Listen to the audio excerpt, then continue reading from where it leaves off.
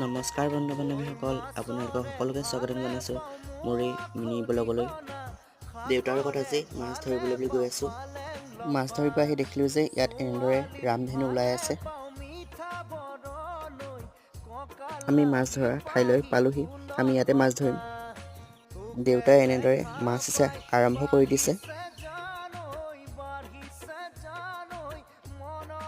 পানী লাহে লাহে শুকাইছে, সেইবাবে এনেদৰে মাছবোৰো ওলাইছে আৰু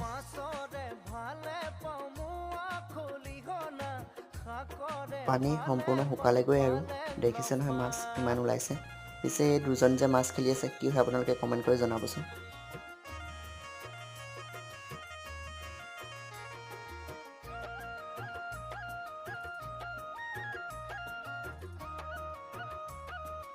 আজি আমি মাছ ইমান পালোঁ। মোৰ মিনি ব্লগটো চাই ভাল পালে লাইক, কমেণ্ট, শ্বেয়াৰ, ছাবস্ক্ৰাইব কৰি দিব। আজিলৈ সামৰিছোঁ, ধন্যবাদ।